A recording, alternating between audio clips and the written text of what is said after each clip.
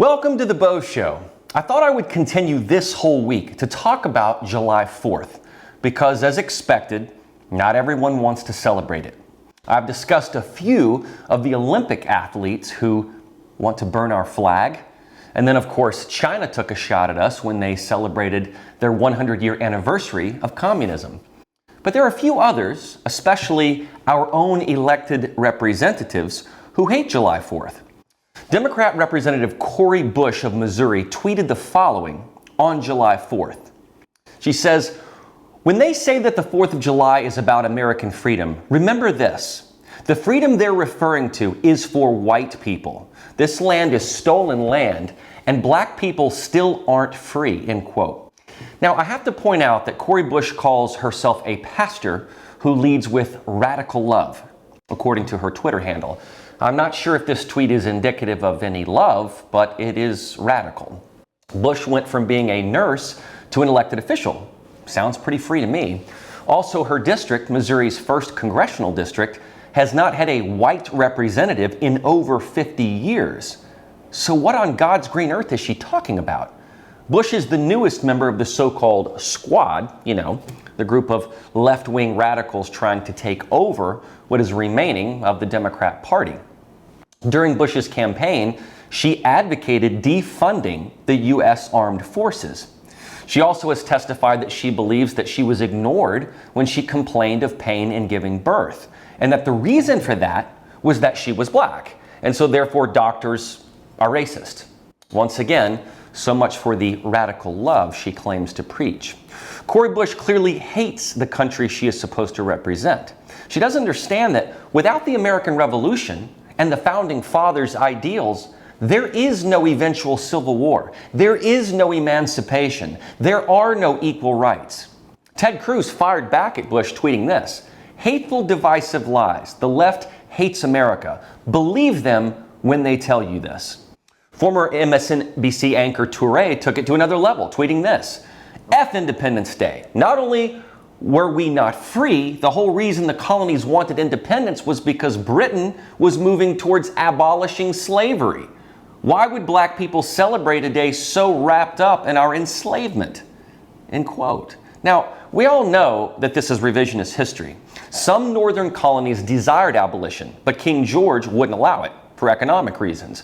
The majority of the colonies and signers of the Declaration of Independence were in favor of abolition. But in order to get all the colonies to sign it, they had to take that provision out, and obviously settled that point later on in the very bloody Civil War. But this BS revision of history by Toure is pathetic. Toure also went on to tweet, "F 4th of July. The only Independence Day I recognize is Juneteenth." But Toure, if there's no Independence Day, there is no Juneteenth. You just don't get it, man. People cherry pick our history all the time. But there are people that will read these tweets and actually take them as fact. Actress Alyssa Milano, always the proverbial Twitter saboteur, tweeted this: "Reminder, the United States was founded on the unjust treatment of Native Americans, Africans, and other people of color." Ah, Alyssa, you never do disappoint. I remember you so well sitting there during the Brett Kavanaugh hearings, pushing an uncorroborated narrative because you wanted to trash a man's reputation that you didn't even know. Even though, Miss Milano Cookie, did you not know that it was Brett Kavanaugh who wrote the Supreme Court majority opinion on giving NCAA student athletes the right to fair compensation? Oh, where are you now? News organizations, otherwise unfortunately known as extensions of the radical leftist movement, also decided to take some time to do some good old-fashioned America bashing as well. NPR tweeted out a thread of the original Declaration of Independence, claiming it was, quote, "a document with flaws and deeply ingrained hypocrisies," end quote. It also remarked the document, quote, "says that all men are created equal, but women, enslaved people, indigenous people, and many others were not held as equal at the time." And so let's see, NPR, did you decide to follow that up with how the Bill of Rights that came after the Declaration has perfected this document? How we have progressed and refined our American experiment? Did you do that? No. And by the way, where's your take on China, NPR? Were you just as critical on the 100th anniversary of the Chinese Communist Party? The Washington Post upped the ante by posting several opinion pieces that critiqued the holiday. These pieces included, "The 4th is for complainers," "Independence Day 2021 is an apt occasion to celebrate America's liberation from Trump," and a perspective piece titled, "July 4th is Independence Day for two countries, but for one, it is hollow." The New York Times published an op-ed piece entitled, "A 4th of July symbol of unity that may no longer unite." They are referring to the American flag. In the article, the author writes, quote, "Today, flying the American flag from the back of a pickup truck or over a lawn is increasingly seen as a clue, albeit an imperfect one, to a person's political affiliation in a deeply divided nation," end quote. Isn't that just sad to imply that flying the American flag might be indicative of your political party? And of course, the author is referring to Republicans, because more and more Democrats are the ones bashing the flag and any hint of patriotism. Now, you might expect this type of rhetoric coming from communists or anarchists, but it is in the halls of Congress. The squad really does think this way. Anchors from MSNBC feel this way. And the op-ed pieces that I mentioned by NPR, the Washington Post, and New York Times also echoed the same chord. These people use a unifying holiday, like our July 4th, to divide, divide, divide. They never speak of America's greatness, its progress, its humanity, its charity, and its philanthropy. No, they speak of America's evil. And you know what? Look at the outpouring of support for the Surfside condo collapse in Miami. Look at the humanity, the GoFundMes, the neighbor helping neighbor. That's a kind of an American thing.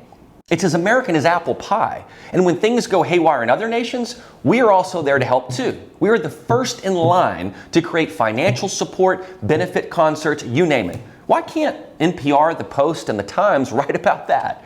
About true American charity? Why would you take a day so profound, not just for us as Americans, but the rest of the world, and turn it into some bitter divider? What kind of a demented head do you have to have?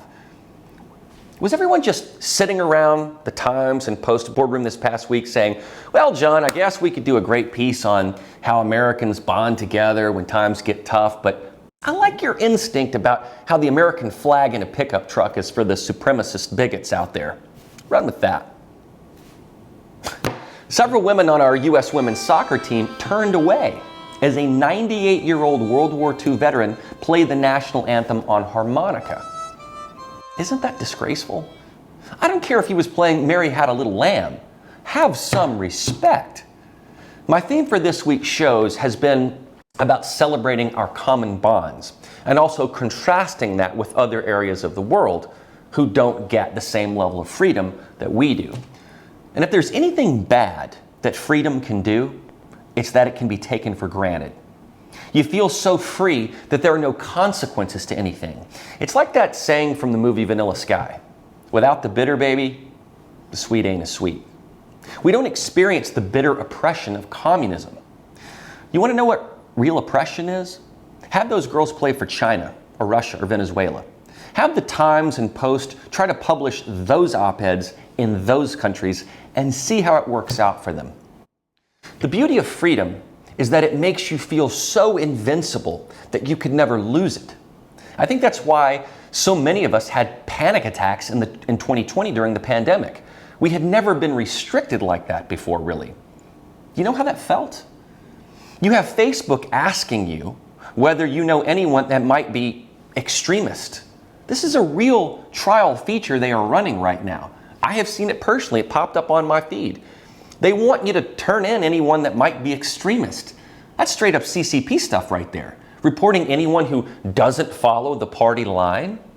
Mark Zuckerberg curtails your speech all the time, and then he gives hundreds of millions of dollars to electioneering groups through his nonprofits. There's a big attempt to curtail freedom of speech, so don't think that it can't happen. There are appropriate ways of recognizing our turbulent history without bashing us as a country. Ransomware hackers are evading security protocols and getting into our software.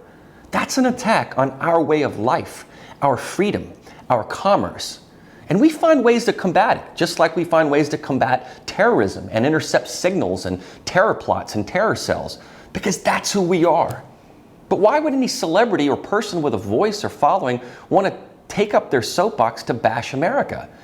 In other words, where do they think is better? And why aren't they living there? All those fools that said they'd move to Canada if Trump won, well, they never went. And if they did, they'd still be waiting for a vaccine, because Trudeau's government was entirely and caught with their pants down over the vaccine rollout. Toronto's lockdown was horrific. So where do these leftists feel is a better place? Cuba, Venezuela, Russia, Denmark, Greece, North Korea? I think we're all a bit tired of Alyssa Milano's lecturing. She tweeted about how the 4th of July weekend saw over 400 shootings and 150 fatalities. She says, quote, "We can do better." Yes, we can, Alyssa, but her goal is to get rid of the NRA. That's what she thinks is the problem.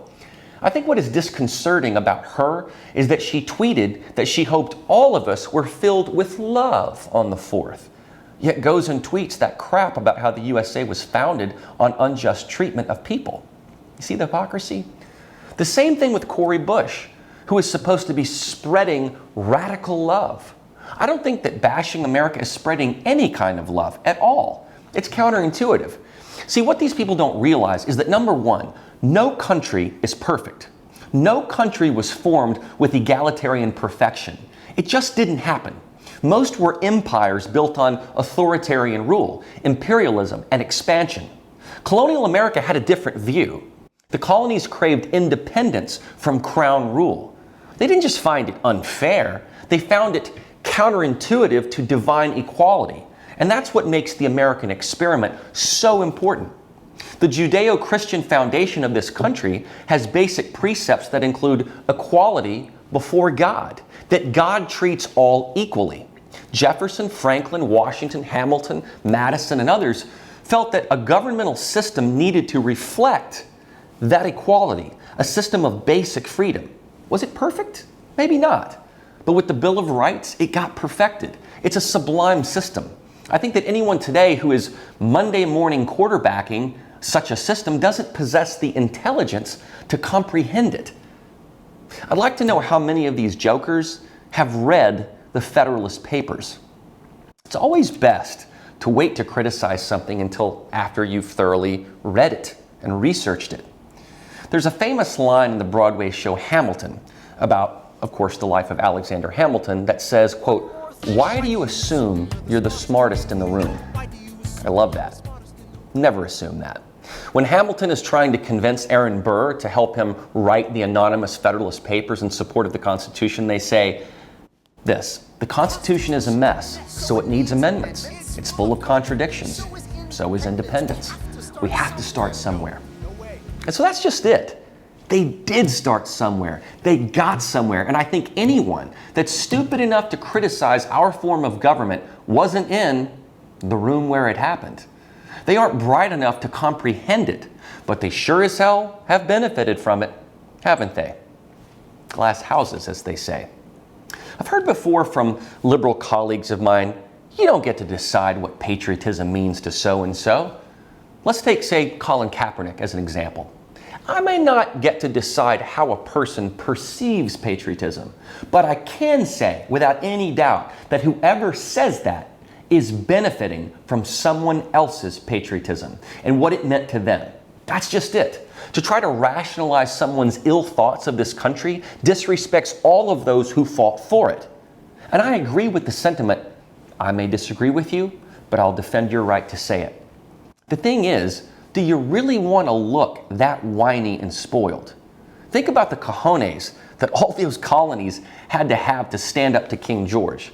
They knew they would be treated as traitors to the crown, but they did it so that 245 years later, we could have what we have today. I don't see how criticizing those who founded this country helps anyone or anything. It's part of critical race theory in the 1619 Project that aimed to divide us. If you knew that you could die for disrespecting the flag or king, would you get up on the Olympic podium and do that? Would you put out that tweet? from the comfort of your home?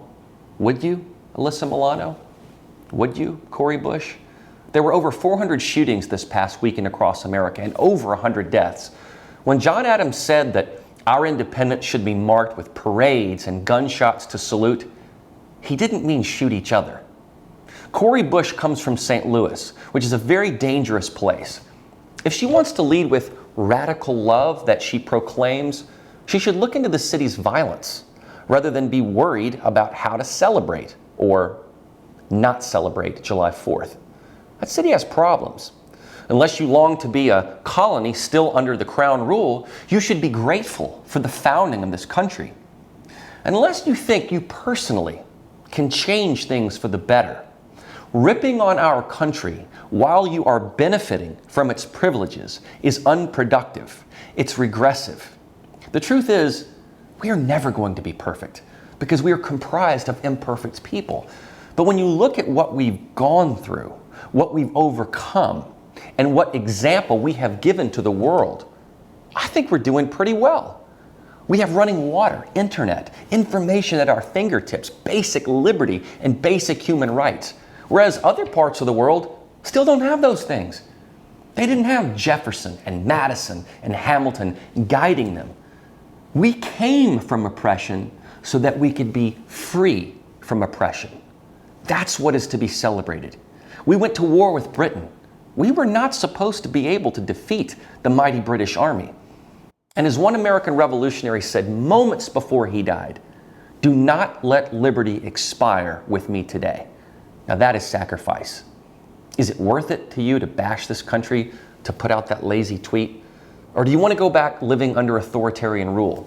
If you do, well, there are still some present-day examples of it, and you're welcome to try them out. The flag should not be a divisive symbol, nor should it be the expression of one political party. It's a unifying symbol. It's what revolutionaries came together to create and fight for, not with each other. Let's remember the promise of these visionaries, and let's not let liberty expire. I'm Beau, and that's the show.